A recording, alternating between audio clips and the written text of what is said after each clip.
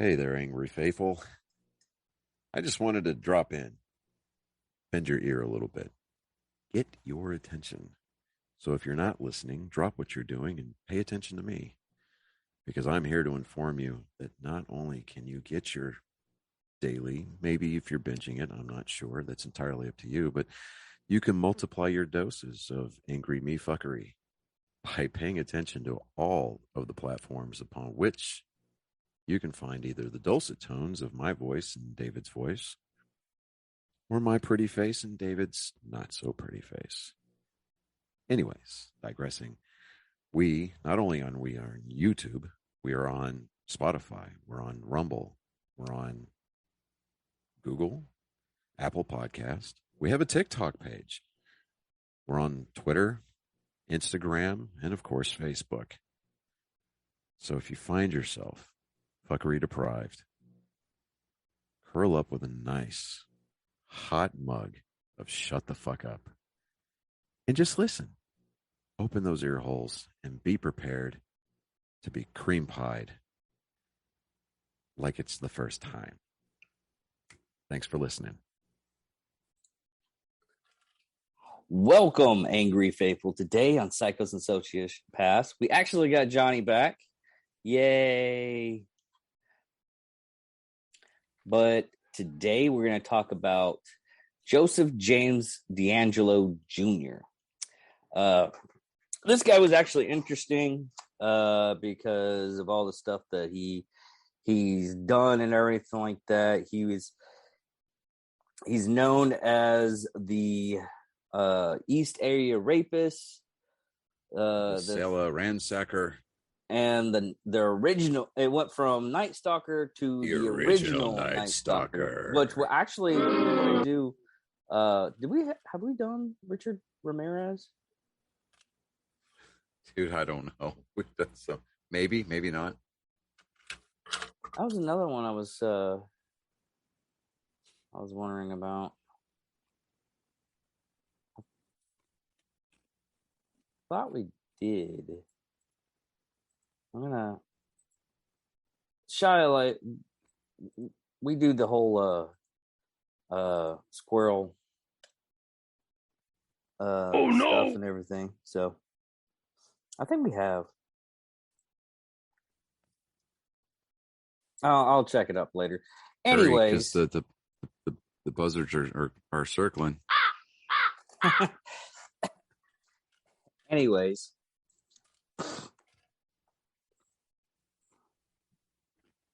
Joseph James DeAngelo Jr. was born November 8th, 1945 in Bath, New York. That's an actual town, Bath. That's weird. To Catherine Lewis DeGroat, and Joseph James DeAngelo, a sergeant in the U.S. Army. He has two sisters and a younger brother. A relative reported that when DeAngelo was a child, he witnessed his 7-year-old sister's rape by two airmen in the warehouse in West Germany, where the family stationed at the time. Following DeAngelo's conviction, one of his sisters claims that he was abused by their father while he was growing up, which this is like a sad thing. I mean, we constantly have to look at these guys and it's like, was he abused? Yes. Okay, moving on. Because usually these people are abused. It's like an MO. They were abused and everything like that. I know the fact that he witnessed his 7-year-old sister, sister getting raped in a warehouse in Germany by two airmen. Yeah, that's.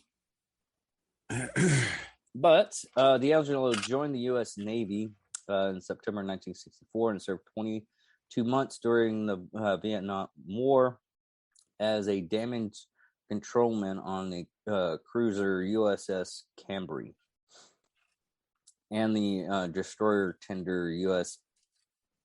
Piedmont, beginning in August 1968, DeAngelo attended Sierra College in Rockwing, California, where he graduated with an associate's degree in police science with honors. He attended Sacramento State University in 1971, where he earned a bachelor's degree in criminology justice. DeAngelo later took postgraduate courses and further police training at a college in San Quais and Vanessa. Then completed 32-week police internship at a police department in Roseville. As a police officer, from May 1973 to August 1976, DeAngelo was a burglary unit police officer in Exeter. Having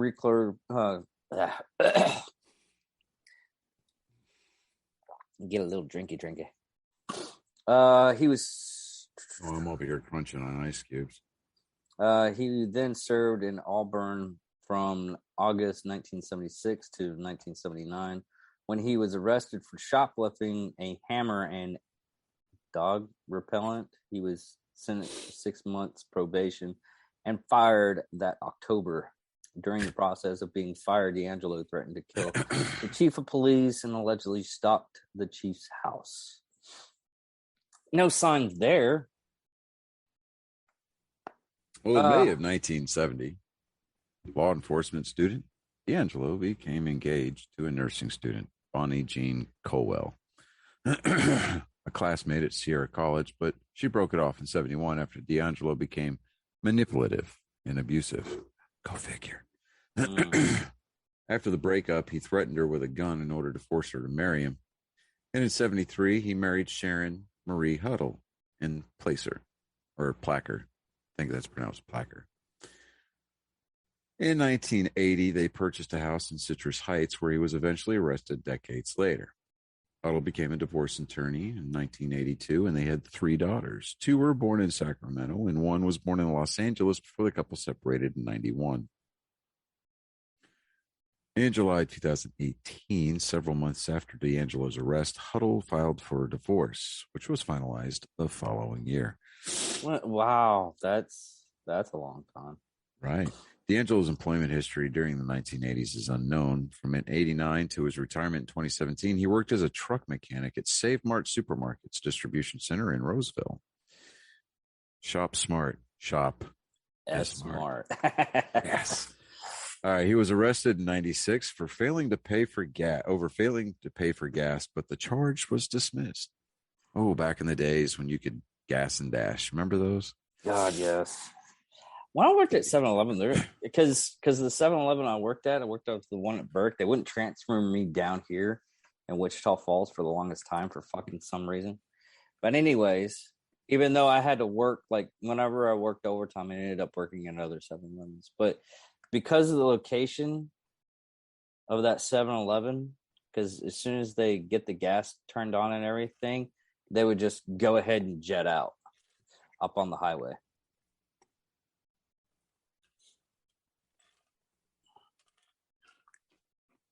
Well, go ahead. Until they actually told me, I was like, listen, this is a known site for this. They should leave their money. Not even it was like some of the people were like, can I just leave my card? I was like, no. And now everything's like pay at the pump.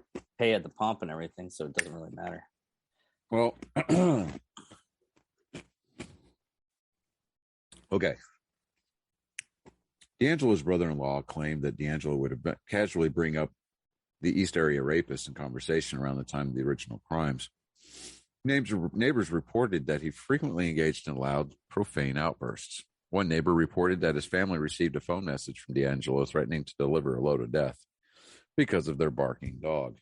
A little extreme, right? Just a wee bit. Just a wee bit. He was living with a daughter and a granddaughter at the time of his arrest. DNA evidence linked him to 8 murders in Goleta, Ventura, Dana Point, and Irvine. The other 2 murders in Goleta lacking DNA evidence were linked by modus operandi, or MO, for those of us who are into the whole brevity thing. DeAngelo pleaded guilty to 3 other murders in 2 in Rancho Cordova and 1 in Visala. Hold on. That's Colin. Hey, bud. Oh, hi. Hi. What can I do for you? So I just got some pretty big news. They're gonna come out with a VR Assassin's Creed game. An Assassin's Creed game in VR. Hold on just a sec. Hold on. Ladies and gentlemen, programming note. We're temporarily going to break in on our Psychos and Sociopaths segment for breaking video game news brought to you by Colin. Do I need to call you at a later time? No, you go right on ahead. We're recording. This is live. People can hear you. It's all good. It's gonna be called Assassin's Creed Nexus, and the Tom Henderson guy announced it. You're gonna be able to play as like Ezio and some of the other assassins. And you're gonna be able to delete the fates, and like you have to hold down or press a button. You gotta flick your wrist to like activate the hidden blade. Mm-hmm. You need to climb and all of that. More than likely, the game will be broken when it comes out, and it will require probably like a 6 gig update for a day one patch. But I'm not sure if it's gonna release on PC, but I know for a fact it is going to be released on Meta VR, which is like the Oculus. Right. So. And the world's largest belt buckle in Uranus. Well, I'll talk. In the morning, yes. There will be bacon. There will be eggs.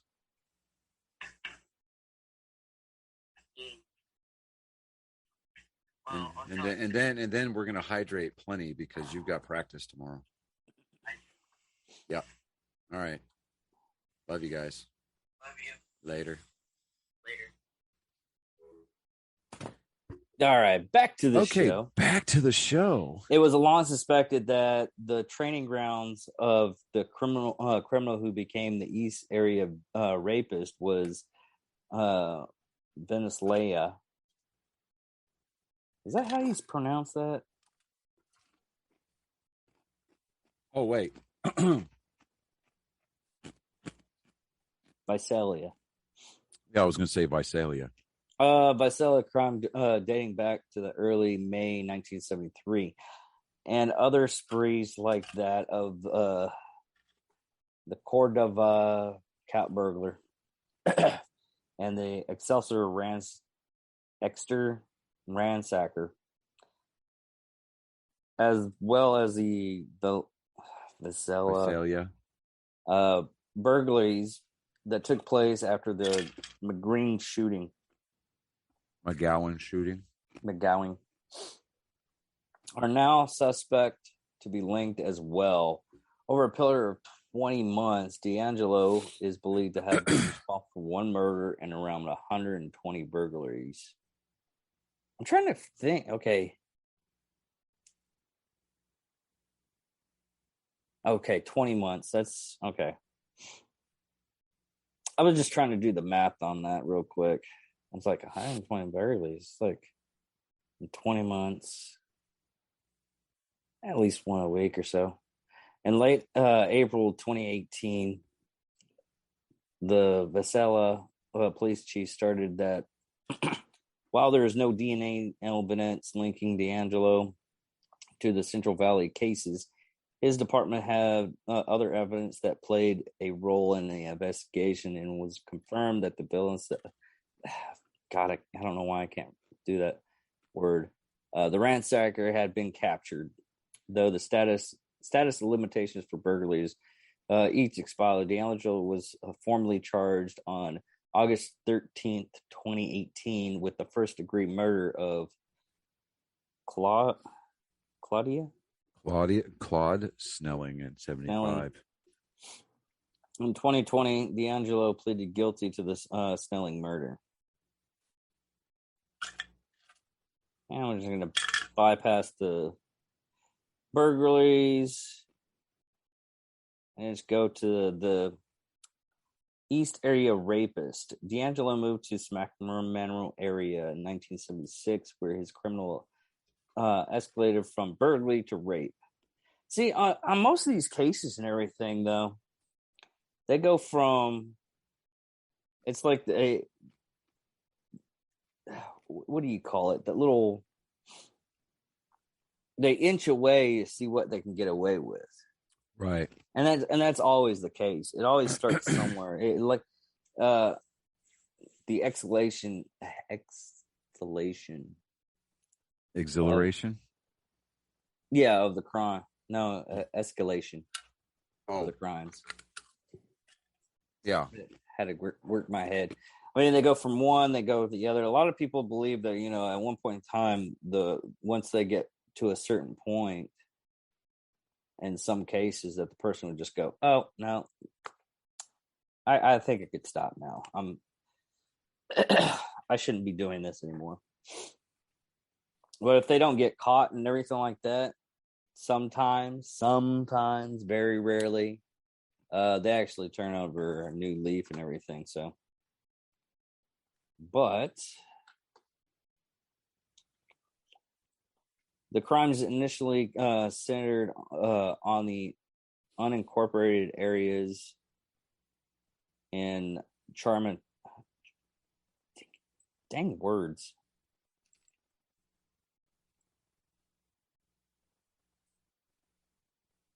Okay, Carmichael, Citrus Heights, and Rancho Corva in East Sacramento. His initial MO was stock middle-class neighborhoods at night in search of women who were alone in a one-story home, usually near a school, creek, trail, or other open spaces that would provide quick escape.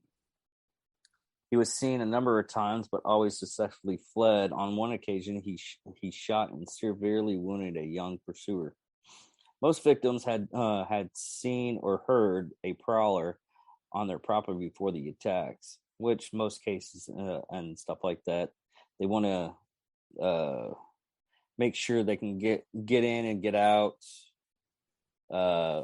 figure out what's a good way to they basically stalk the person. Mm-hmm. And usually it takes from what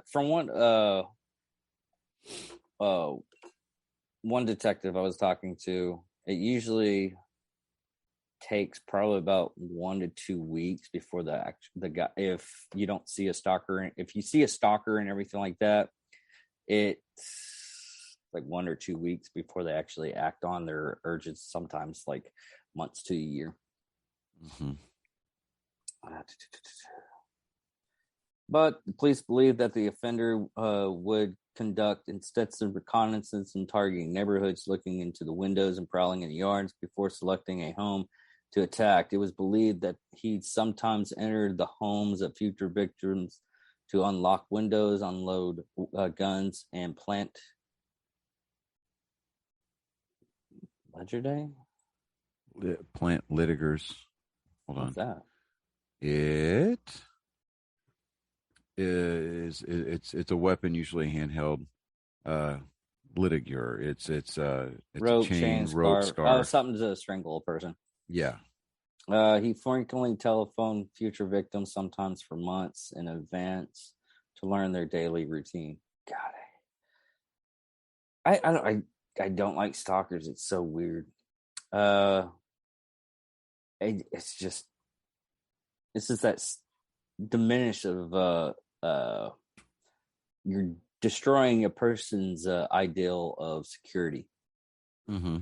Because you get to point A to point B to point A to point B, and it's so scary because they're always calling you. They're always especially if it's a person that they're always like wanting to know where you're at, what you're doing. I don't even like if you tell me it's like, hey, I'm going to go over this place, blah, blah, blah. unless I personally know you, I will not give you any kind of fucking information. Mm-mm. If it's a person that like I somewhat know, and I'm like, I'm gonna go over here. Oh, why are you doing that? It's not your fucking business. I barely even know you. Fuck off. Mm-hmm. Originally, although DeAngelo originally targeted women alone in their homes with children, he eventually preferred attacking couples. This charged his MO to believe to be a direct result of media reports claiming he only attacked women alone in the homes. His usual method was breaking in through the window and sliding glass doors, waking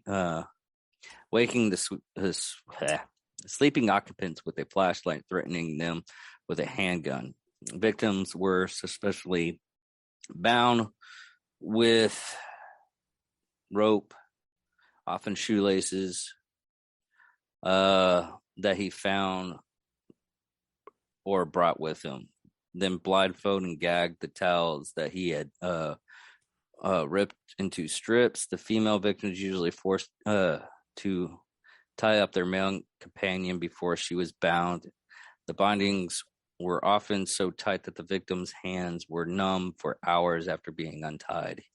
He then separated the couples, often stacking dishes on the mill's back, and threatened to kill everyone in the house if he heard them rattle. He would move the woman into a living room and rape her, often repeatedly. One police report that DeAngelo repeatedly said, "I hate you, Bonnie." During a 1978 attack, the 37th attack. God damn. That is so... Who the fuck's Bonnie?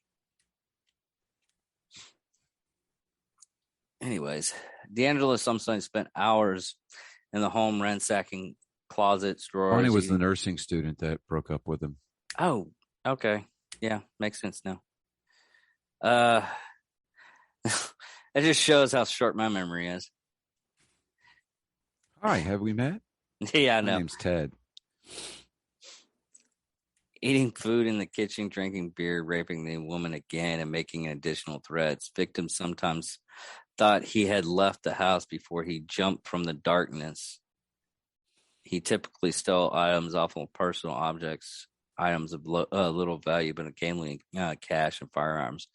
He then crept away, leaving victims uncertain if he had left. He believed to escape on foot through a series of yards and use a bicycle to go home or to a car, making extensive use of parks, schoolyards, creek beds, and other spaces that kept him off the street.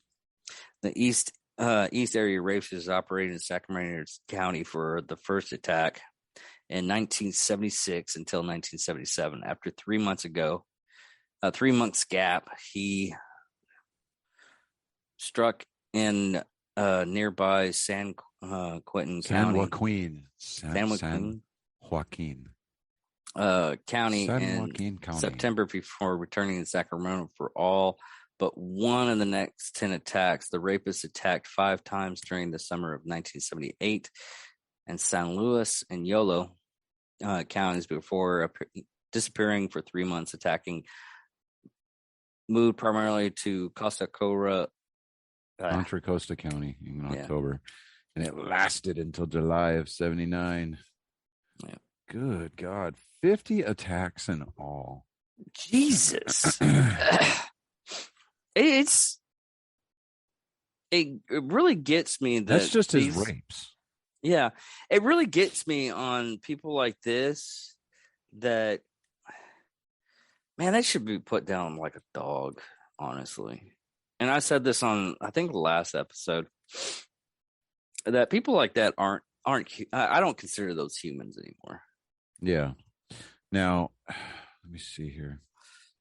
A young Sacramento couple, Brian McGorry, a military policeman at Mathern Air Force Base, and his wife Katie were walking their dog in the Rancho Cordova area the night of February 2nd, 1978, where 5 East Area rapist attacks had occurred.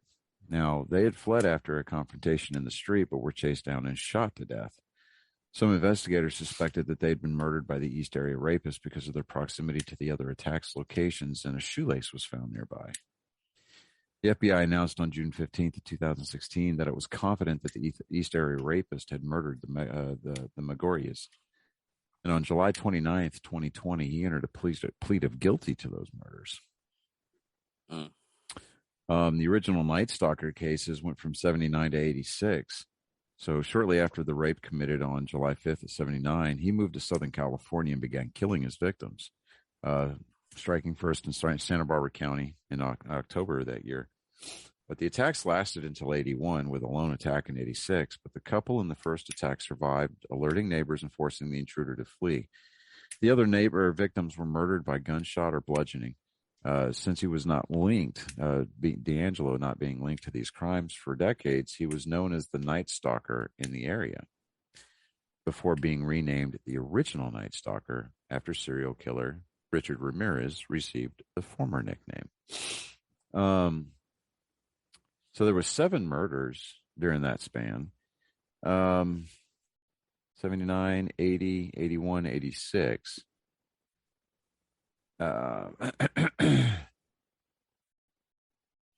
In December of 77, somebody claiming to be the East Area Rapist sent a poem, The Excitement's Crave, to the Sacramento Bee, the Sacramento's mayor's office and television station, KVIE.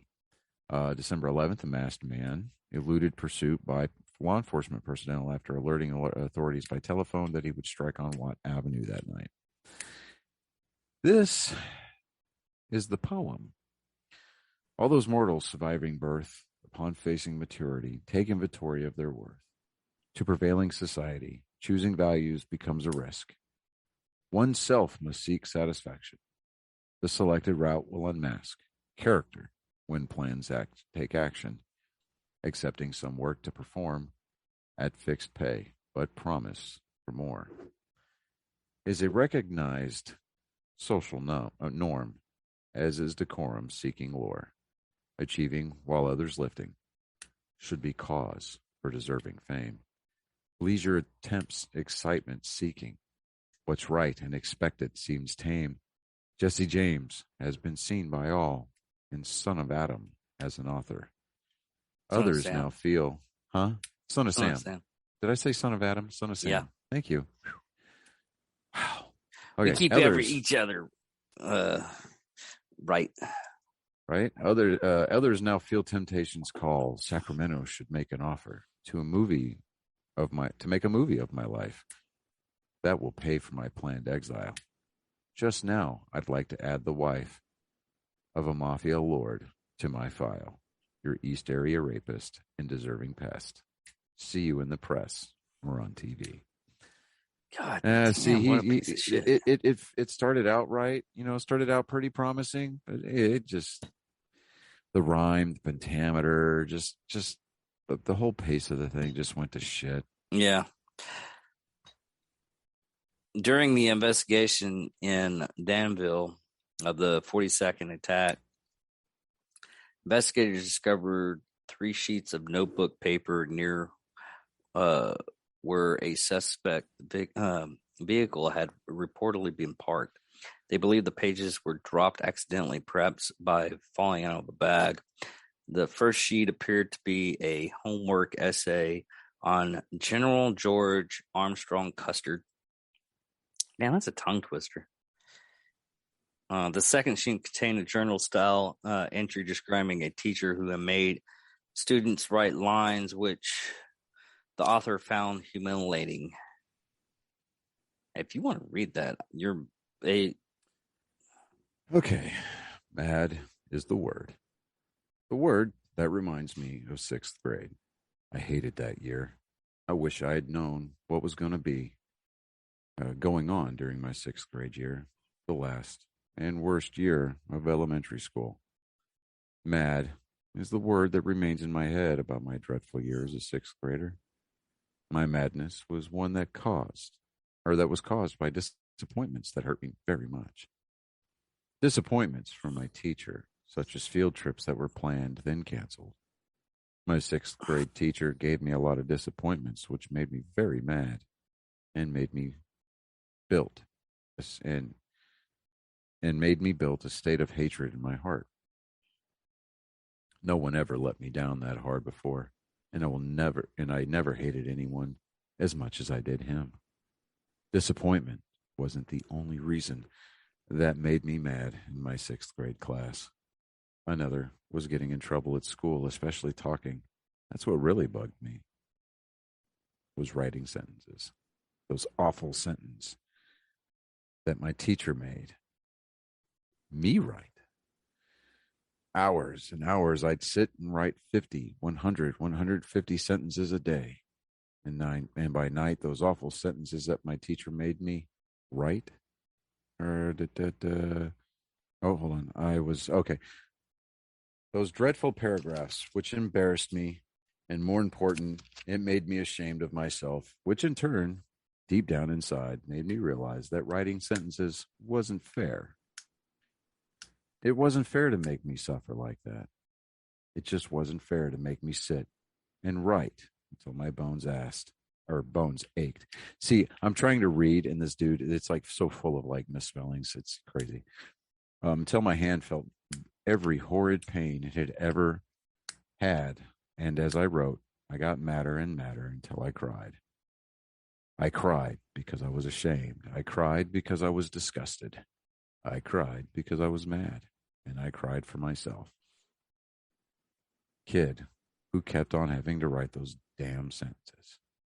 My angriness from 6th grade will scar my memory for life, and I will be ashamed for my 6th grade year forever. Like, boo fucking who? Get over it. I know, right? But he did actually phone up several times to the police department. The first one, he was just announcing that he's the East Side rapist, but it was never recorded. After that, they started recording him, taunting the cops and everything, saying, you're never going to catch me, the East Area rapist, you dumb fuckers. I'm going to fuck again tonight. Be careful. And he ended up attacking somebody. You'll never catch me, Kappas. And he was right. The next victim was attacked that night. He even did it on 1977 Christmas season. He varied "Merry Christmas, It's Me Again." God, some of these people back then. Nowadays is caller ID with almost everything, and you can't get away with that shit now. Nope. But I mean, that's just. When was caller ID like starting to make prevalent? Like in the 90s? No, that was like 80 something. No, it was the 90s. Yeah, it was the late 90s. Early 90s. Well, as far as like coming into vogue and being widely used, yeah, it was closer to the late 90s. Yeah, but. Because that was when you could still star 69 people. Yeah.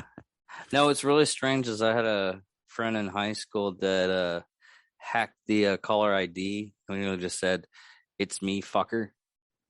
And have the phone number and everything. Nice. Yeah. Classy.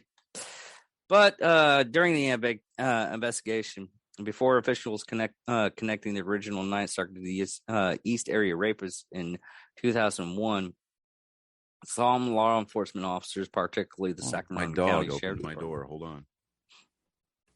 Okay. The links that were probably due to similarity as MO. One of the already linked original Night Stalker doubled murder occurred in Ventura, 40 miles southeast of Galata. God damn fucking words. Galata. Is that Galata? Valhalla. All right. Goleta. The remaining murders were committed in Orange County, an additional 90 miles southeast. In 2001, several rapes in Costa God Almighty.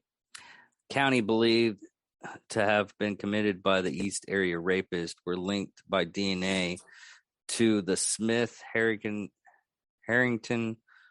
Witham and Cruz murders a decade later. DNA evidence indicted that the Domingo Sanchez murders were also committed by the East Area rapist, also identified as the Golden State Killer. Ooh, moving up in the world. Yeah. On June 15, 2016, the FBI revealed further information related to the crimes, including new composed sketches and crime details. A $50,000 reward was also announced. The initial included a national database to support law enforcement investigations of the crime and to handle tips and information. This is one strange thing, though. When was he convicted? He was convicted.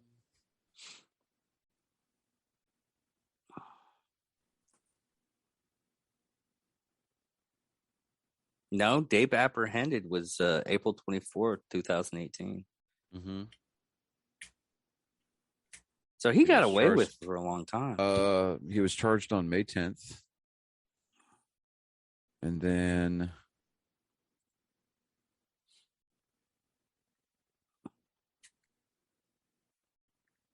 well, eventually the use of genetic genealogy search for GED match.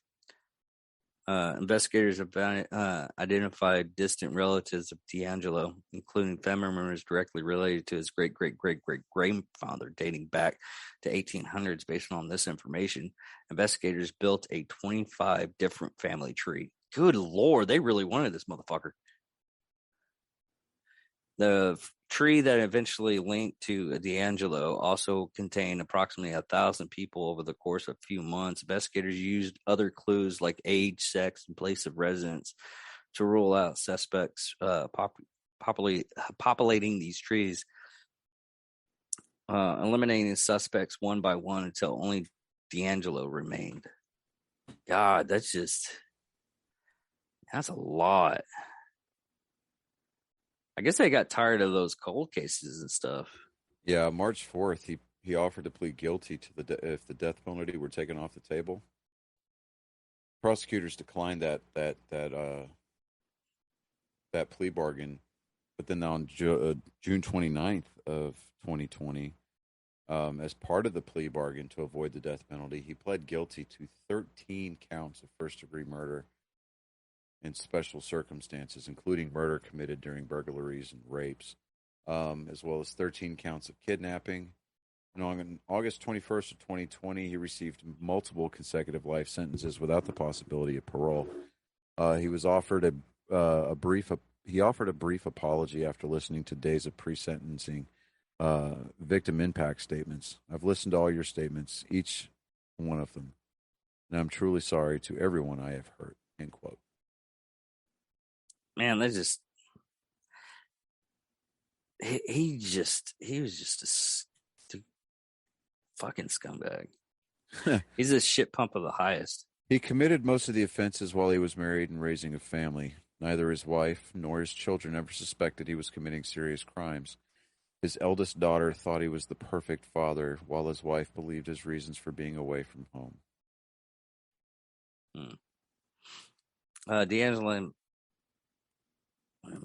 DeAngelo made confessions of sorts after arrested that cryptically referred to his inner personality named Jerry, who had forced him to commit the waves of crime that ended abruptly in 1986.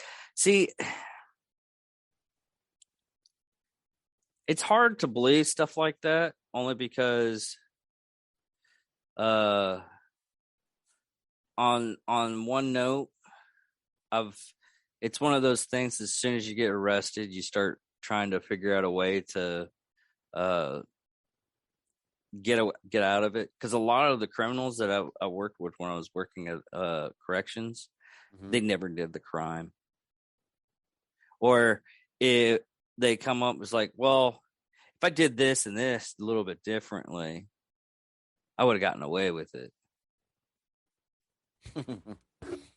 Hindsight's 2020. It's a pain in the ass. I'm telling you. Yeah. According to Sacramento County Prosecutor Thin Ho, DeAngelo said the following of himself while alone in the police investigation room after his arrest in April 2018. I didn't have the strength to push him out. He made me. He went with me. It was like in my head. I mean, he's part of me. I didn't want to do those things. I pushed Jerry out and had a happy life. I did all those things. I destroyed all those lives. So now I have to pay the price. See,